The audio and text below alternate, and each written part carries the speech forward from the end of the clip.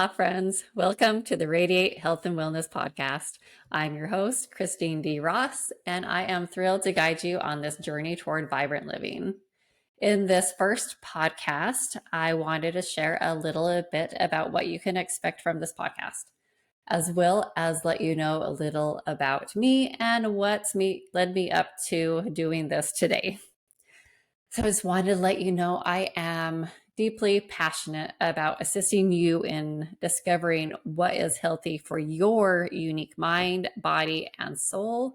There is no one size fits all health plan, and I would just like to assist you in figuring out what health is for you. In future podcasts, I'll have some great conversations, give you some actionable tips to nourish your body, empower your mind, ignite your soul, and live consciously. From time to time, we will have some guests and interviews. We will explore a variety of topics on my own wellness journey, as well as my BEAMS method, it's an acronym. B for balanced nutrition, E, enjoyable exercise, A, aloha friends, M, mindful living, and S, sustainable environment. So we will go further into detail and discuss each of those principles in future podcasts. So with this being my first podcast, I just wanted to be honest and let you know that this podcast is coming from a state of fear. As I sit here now, I have fears coming up for me of not getting my message across right, not pronouncing words correctly, and to be honest, just fear of failure. So fear, it is a powerful force that can either hold us back or propel us forward. But despite my apprehension, I feel a deep inner calling just pushing me, as well as a few friends and other people, to take the leap and put myself out there, get my voice heard, and do this podcast. So this is me getting out of my comfort shell and gaining the courage to dive headfirst into this unknown world of podcasting. So I come from a place rooted in good intentions, honesty, and compassion. Authenticity is at the core of everything I do, and I believe in approaching conversations with unfiltered honesty. I promise I will not sugarcoat the truth or shy away from discussing the challenging aspects of life. I like to dive deep into conversations, to explore both the highs and the lows and the triumphs and struggles. And there may be a little bit of what seems a booga booga and woo woo in there, but just trust me, follow along. By being authentic, I hope to create a space where you feel comfortable to explore your own depths, to be vulnerable and real. It's in these raw moments that true growth and transformation occur. And together we will navigate through the complexities of life, uncover valuable insights, and the lessons that life gives along the way. As I share my stories, it's important to me that they're not perceived as a tale of victimhood. Instead, I aim to be an example of stepping into my power and taking control of my life despite the challenges I have faced. Every experience, both positive and negative, have played roles that have made me who I am today. My journey has been filled with many twists and ups and downs, but each one of them has aligned me with my purpose to coach and write blogs, publish books, and be here right now doing what I am now, this podcast. So my mission is simple. I want to assist you in discovering your inner strength, to overcome limiting beliefs, overcome addictions, and radiate health and wellness from the core of your being. Through this podcast, I aim to inspire and empower you to take charge of your well-being, one mindful choice at a time, to create a life where you are free to enjoy the simple pleasures life has to offer. That's just simply getting up off the floor, playing with your grandkids, taking a walk, or hiking Mount Everest. Whatever living life to the fullest means to you. Okay, so I'm sure you're wondering who I am. So here's a little bit about me and a few of my life and adventures that have led me up to where I am today. First off, just a quick little breakdown of my life. I came into this world with the fireworks on the 4th of July bicentennial 1976. Just shout out to the world, hey, here comes little Miss Independence, right? I was born in Salt Lake City, Utah. I have 2 older brothers, and I just grew up as that shy, timid little girl in the corner. I was raised in a typical Mormon home and surrounding culture and community. I was often the blunt of many jokes and was bullied as a kid. I found the escape in being a dancer. From the time that I was like 3, I just saw ballerinas on the TV and wanted to be a ballet dancer. But that was just my escape, where I was able to be in my own world. I had self-confidence. I knew I had power. I knew I was good.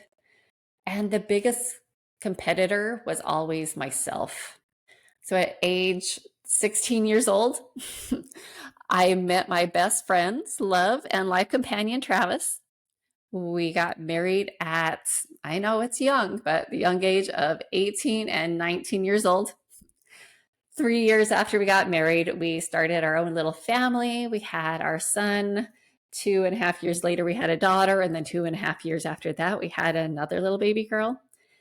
And in this whole time frame between now and then, we have gone through many dogs. We are definitely big dog fans. So I have had many overlapping careers, including teaching ballet, preschool, subbing at my kids' schools. So teaching yoga, being a real estate agent, and a travel agent. So in 2016, after living our entire lives in Utah, Travis and I decided we wanted to experience living life somewhere else, somewhere where there was more diversity and cultures. And of course, to escape the cold, harsh Utah winter and escape to somewhere where that's warm and tropical. So it was amazing how everything just aligned perfectly to get us in this space. We made the huge move to get out of Utah. I was able to get a corporate travel career, and we packed our belongings and made that big move to the big island of Hawaii, where we happily live today and have gratitude for every single day that we are here. So, all right. So that was my life. Long story made very quick and short. And maybe in future podcasts, we can go back and revisit some of those defining moments. But for now, I want to move forward with what motivated me to be a health and wellness coach, writer, and well, doing this podcast for the very first time here today. So my journey into empowerment coaching was first sparked by my friend Dina, who was a life coach.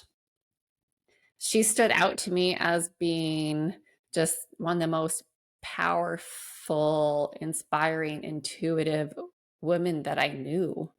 I admired her not for only her outer beauty, but she had a vibrant energy that radiated from the core of her being. So luckily, Dina recognized my own potential and desire to be a coach and have what she had. She generously took me under her wing and guided me through the same training that she had gone through to be a life coach. So that training shaped my path to being an empowerment coach, where I definitely gained the skills and confidence and power to empower others on their journey of personal growth and self-discovery.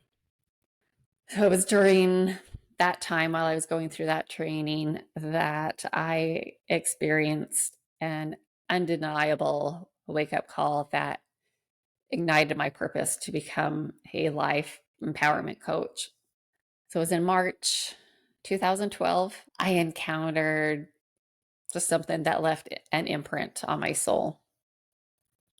It all began with a strange email I received from my brother.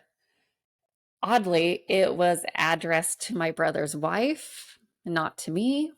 I do not know how or why the email was sent to my email address. So as I read through the words of this strange letter, a sense of worry washed over me, especially as I came across phrases like, help them remember me as who I am and not the way you see me. And then there was the haunting sign off, goodbye. That was it. Goodbye. So I was very troubled by this email. And I reached out to my family only to discover that no one else had received this mysterious email, nor had they heard from my brother. So I went through the night, still the next day, and nobody had heard from my brother. So I picked up the phone and made just the hardest call I had ever made in my life, to call up the police and find a missing person report for my brother. Okay, I just gotta stop, pause here, take a breath. Also, just want to forewarn you that this might get a little booga booga.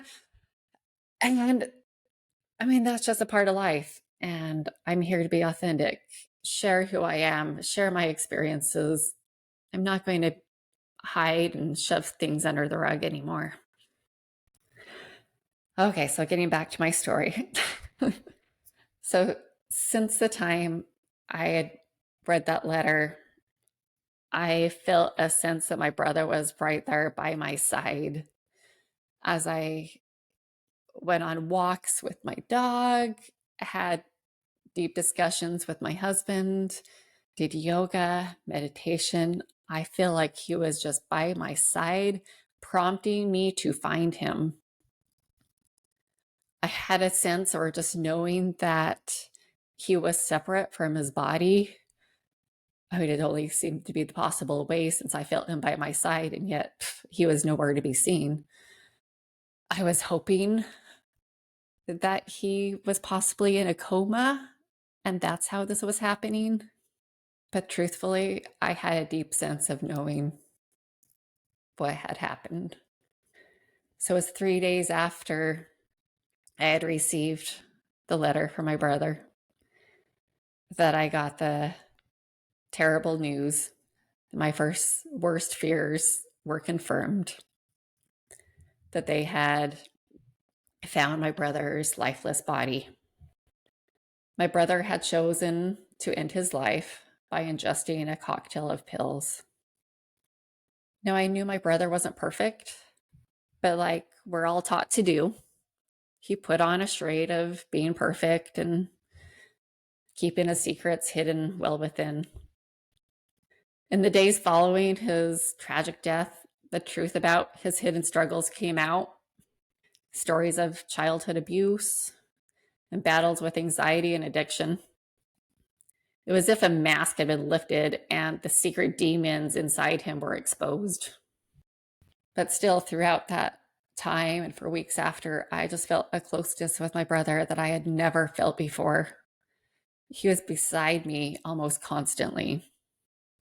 I felt his surrendering, just surrendering to the life that he had had. I saw images in my mind of what he had gone through.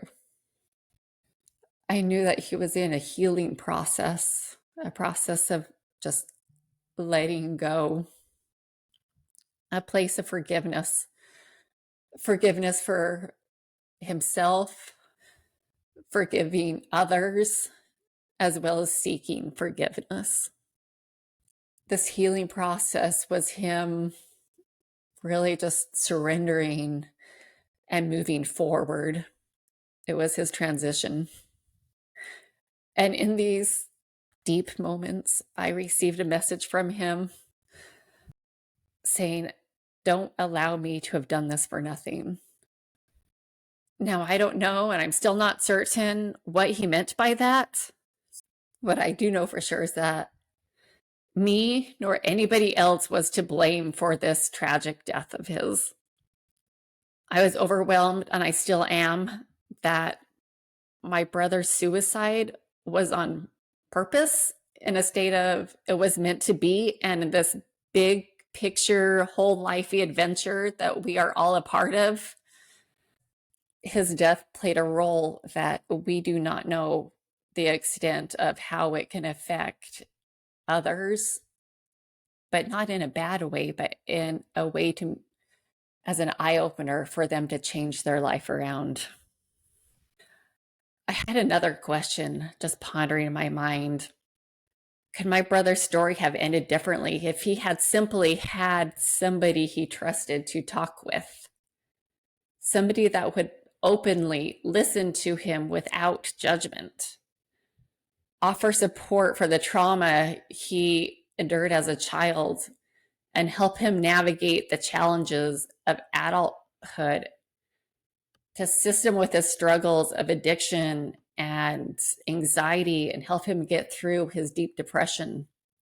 So it was during this dark and challenging period that I experienced a profound awakening to the importance of mental health awareness, as well as suicide prevention.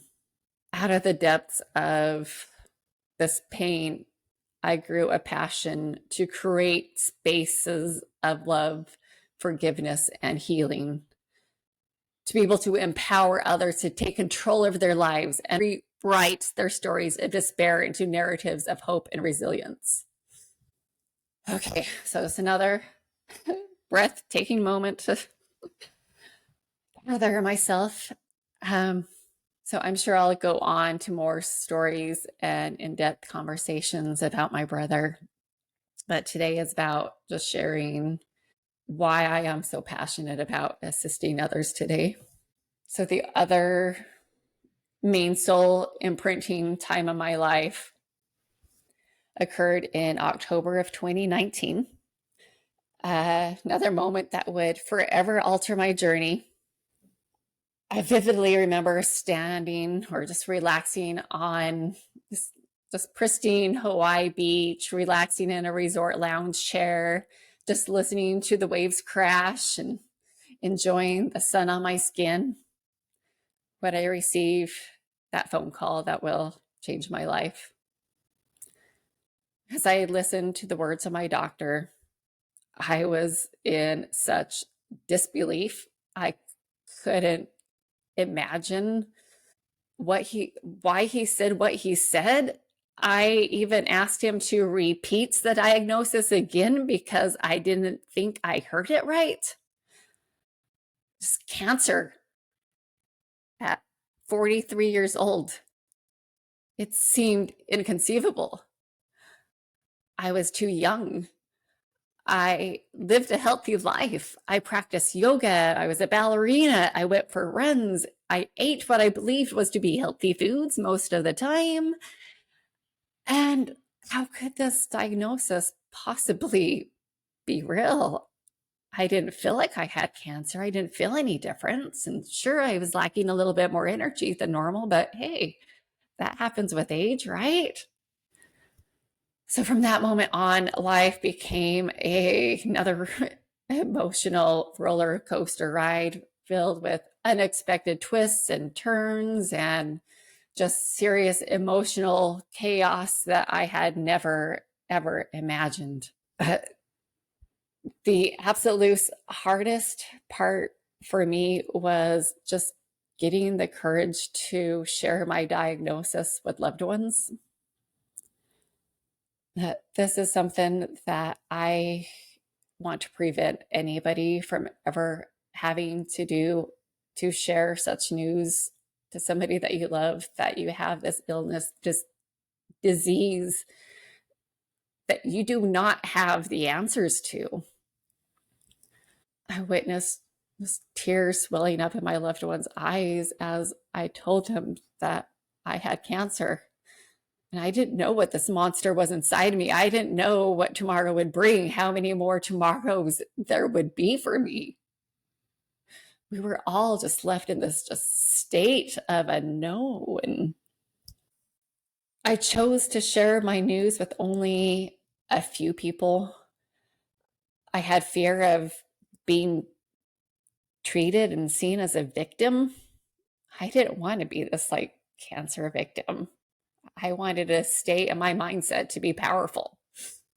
I also dreaded the unsolicited advice and unfounded explanations that would inevitably follow, from outlandish claims about miracle cures to bizarre theories linking cancer to mundane activities like wearing a bra. I heard them all. Living in this state of uncertainty, I found myself grappling with a multitude of unanswered questions. I didn't know how cancer would change my life or what limitations I might have. The doctors presented me with pretty much two options, like, okay, you got option A, you got option B. Each of them required lifelong changes, surgeries, as well as taking medications for the rest of my life. I felt a deep resistance towards these conventional treatments. Some of them I was okay with and went along with, but the lifetime ways of prevention, I just resisted. So instead, I felt compelled to explore a more holistic approach of healing, despite my lack of knowledge and about alternative therapies and the lack of holistic options presented to me. So I began a journey of going into Dr. Google and just going down one rabbit hole after the other, digging deep, trying to figure out what I thought was the best for my mind, body, and soul, not only now, but in the long run, something that I felt good that would sustain me, my health for the rest of my life, and something I could commit to.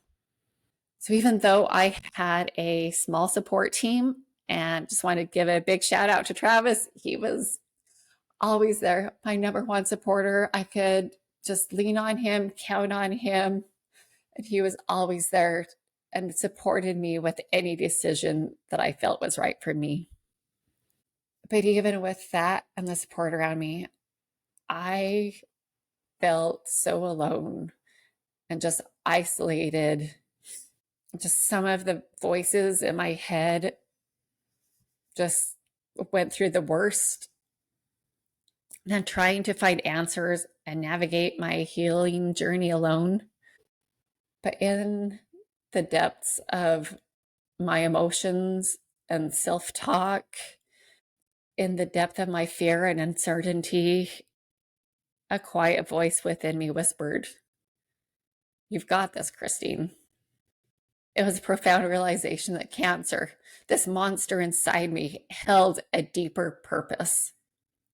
And I was going to get through this. And it was part of my calling to inspire me to do something.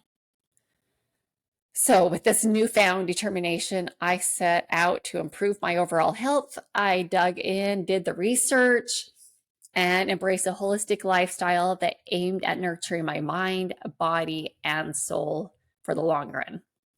With the knowledge I gained through research and meeting with different holistic doctors, I changed my diet all the way around to from eating Kahlua pork like almost every day with this Hawaiian diet. I changed to really living off of the nutrients of this island, making a healthy plant-based diets with whole foods, getting rid of all the processed junk, as well as learning the toxins in my life from what I put onto my skin, the soap I use, laundry detergent, clothes I sleep in, the sheets I rest in, to be what will support my body and not toxify my life, as well as different ways to detox daily. And all of these things I will discuss further in other episodes, probably one thing at a time. But these changes not only supported my journey to recovery, but also I gained unexpected benefits, like my cholesterol levels changed. I got heightened energy levels, a renewed zest for life, a more joy in nature, and practicing mindfulness. It's incredibly what initially seemed like the worst thing to ever happen to me ultimately became one of the greatest blessings in disguise. The ripple effects of my transformation extended far beyond my own life, inspiring positive health shifts in the lives of many family and friends. This experience served as a profound wake-up call, a calling to become a messenger of prevention and empowerment, to assist others in taking control of their own health and well-being. It's a mission rooted in the belief that true healing begins within. We all have our own answers. That by embracing our unique selves, reclaiming our power, and tuning in to our own bodies, we can prevent illness. We can expand our health span and create a new life of health and wellness. And so I invite you to join me on this journey of self-discovery and transformation. Let go of perfectionism, the fad diets, the should and shouldn't do's, everything that your auntie, uncle, cousin, whomever is telling you that you should do, this diet's going to be the best for you, to find out what foods, what exercise is really right for your unique self and body. And if you're telling yourself that it's too late, please know it is never too late to take the first steps towards a healthier, happier life. You can get over those addictions. In just 6 to 8 weeks, you can lower blood pressure, cholesterol levels, glucose levels, and be on a path to radiate health and wellness. So as we come to the end of my first episode, I want to express a sincere gratitude for joining me. And if you're still here, bearing with me for this long, but thank you for joining me on this journey. Today, I've shared a bit about myself and the experiences that shaped my path to becoming a health and wellness coach. And it's my passion to empower you to live your healthiest, happiest life. And I am honored to have the opportunity to share this journey with you. Now, I'd like to leave you with a thought-provoking question. What does it mean to you to radiate health and wellness? Take a moment to reflect on what this concept signifies in your life. What does it mean to radiate health and wellness? How can you incorporate it into your daily practices? So one more thing before I wrap this up, I would like to invite you to further explore resources to support your health and wellness journey. Please check out my book, Discover the Adventure of You, and be on the lookout for my new book, Health Beams. Please visit my website, Radiate Health and Wellness, to read blogs, access to healthy whole food recipes that I post, as well as contact me. And if you are ready to take the next step towards achieving your wellness goals, please consider allowing me to be your coach. Mahalo for tuning in. And until next time, please prioritize your well-being and continue radiating health and wellness in all that you do.